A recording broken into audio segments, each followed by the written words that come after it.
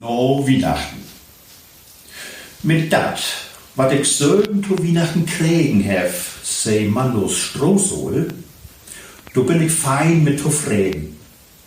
Aber mit dat, wat ich so an min Lüd in Hus und an in Tor von min Fründen geben hef, ja, dat will ich nicht, ob ich da wie jeden ein dat Richtige trocken hef. Das ist immer so ein leidiges Sorg mit dat ole Schenken. Entweder der Lüd, der hebt dat allang und sagt bloß, löchert man da hin. Oder sie möcht dat nicht liehen und sagt gar nix. Ich bin da für Jahren auch nur so dösig Palo. Ich will min Bäckentante ein grot fein Buch zu Weihnachten schenken. So zum Lesen. Lebensbeschreibung frommer Jungfrauen. Stünden Buden ob de Deckel. Und binnen stünden dann wohl so Stücke Tein, feine Lütte Geschichten von allerhand heilige Fruenslüd und er Taten. Ich denk, das ist was für Betentante. Der hat abends schön Tiet zu lesen und sie geht auch meist jeden Sonntag noch Tag. Der freut sich total. Und ich ha auch just auf dem lütten, bunten Huskalender den Spruch lest, wer seinen Freunden Bücher schenkt, zeigt, dass er hoch von ihnen denkt. Na ja, kick, Betentante, das will ja Freund an mich und ich dachte auch wirklich hoch von ihr. Wie nach oben hol ich mir das Buch her, wickel das fein in bunte Papier und dann man hin. No Betentante. Betentante, ich wünsch die gute Festdag und hier, das hätte Kujes wie mi aufgeben für die. Für mi? Sagt dann Betentante und setzt ihr Brill ab und wickelt das Buch gut und kickt rein. Und kickt mi an und schüttelt mit dem Kopf. Ich sag, machst das wohl lieben? Das Buch wohl, sagt Betentante. Aber ich kann das nicht gut lieben, dass du was wiedergeben willst, was Anna Lüg die bloß lehnt hat. Lehnt hat? Bring das man da wieder hin, wo du das kriegen hast, sagt Betentante. Und wies mit ihr spitze Finger ob den groben Stempel führen, ob er erst es sieht. Eigentum der evangelischen Seemannsmission in Hamburg. Oh Mann, da habe ich auch nicht am Dach und auch gar nicht rinkeken. Nu konnte ich nix wieder morgen als ein dummes Gesicht. Und dann man so sinnig wieder ruht mit der Bog und gau wieder nach Hus. Und ich klöf allemal und das mein ich hüt auch noch. Ich klöf, dass der Seemannspastor sagt ha, ihr müsst die Bücher immer so behandeln, als wären es eure eigenen. Ja, und ein paar Jahre lauter, da wäre ich gut bekannt mit Hermine Winter. Das ist der deren von unserem Bäckerladen. Der wird 2 Jahre jünger als ich und wir haben uns Jüngern Bach zu vertellen und können uns auch sonst fein verdrehen. Na, und sie hat gerade zu Weihnachten Abend Geburtstag. Er 23. wäre das wohl. Und ich will er auch ein Lütte Freude morgen. Wirst bloß nicht recht, womit. An so einem Buch zu lesen, wo ich mich nicht mehr ran. Und da stund ein Blatt, gerade wieder was von Blumen. Blumen kämen jünger gut wie jede Fest und jede Tiet an. Und Blumen, mit der kann man alles singen, was man singen will. Nun haben Vater und Mutter gerade 8 Jahre für Weihnachten silberne Hochzeit hat. Und die haben die ganze Bach von feinen Blumenpütt kriegen. 10 oder 12 Stück, glaube ich. Und die stunden in der Fensterbank und sie werden noch genauso frisch, als wir kriegen haben. Das käme fein zu Pass.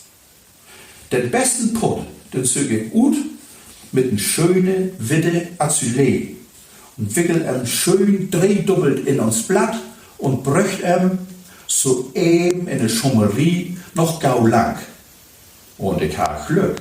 Hermine wär allein in den Lohn und wär schon biet oppacken. Zuerst seh ich sie mich noch nicht, aber dann dreht sie sich und ich klöf, sie wär mich vor Freud meist um den Hals voll. Oh, sagt sie, da du kommst und dann schon mit Blumen, soll ich dir hen? Tu den Geburtstag und tu Weihnachten, sag ich. Oh, wat fein, sagt Hermine. Und dann wickelt sie de grote Putt ut und freut sich. Und will den Näs in de Blumen stecken und will auch mal rücken und langt mit spitze Finger zwischen de Blöd und trägt dort n lütte stiefe Kordrut und höllt sie so beten gegen Licht, so als wenn sie de lesen deit. Und dann kickt sie mi an und tuckt mit de Schullern und schmitt de Kord auf de Tonbank und löppt de Ladenrut nur de Kök und knallt de Dörr achter sich tot. Und ich weet gar nicht, was los ist. Ich kick mi du is go keiner mehr, de achter mi steit. Und dann lang ich de lütte Kordrut und les: Herzlichen Glückwunsch zur silbernen Hochzeit senden Frau Anna Winter und Tochter Hermine. Ja, dit Mal kann ich ja bloß ein blödes Gesicht mocken, aber dit Mal wird auch keiner, der das sehen de. Und ich kann bloß noch mein Blumenpott wieder unter den Arm nehmen und können dann wieder stillschweigens bei Mutter auf die Fensterbank stellen. Das andere Jahr, denke ich, müsst für Weihnachten doch mal wieder mit der drehrote Süster denken. Aber ich weet nicht recht mit wat. Mit so'n ollen Pappkasten mit allerhand süßen Snopkrom, mit Mockerbohnen und Schokoladenklüten, da hab ich nicht viel in Sinn. Die Dinger, die könnt ihr nicht wohnen. Wenn die so 5, 6 Mal hin und her schenkt waren, von einem oder den anderen, dann mock der Söhnte oder der Achte, der zuletzt wirklich mal anbrechen deit, ob und er mockt immer ein beinig schäfe Snut. Denn das ist all drüch und old und das schmeckt nicht nur und nicht nur er. Nee, ich denk mir was anderes gut. Ach doch, für Weihnachten go ich fein mit Slips und Kroch noch Albertus Kröger hin und lock mich aufnehmen. Und als das Bild klar ist, dann lock ich mir erstmal zur Prof geben, so recht schön groß in Kabinettformat mit einem witten Rand.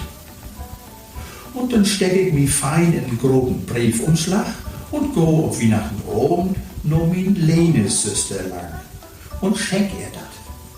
Och, und Lene, de freut sich ganz doll und legt das Bild auf die Kommode.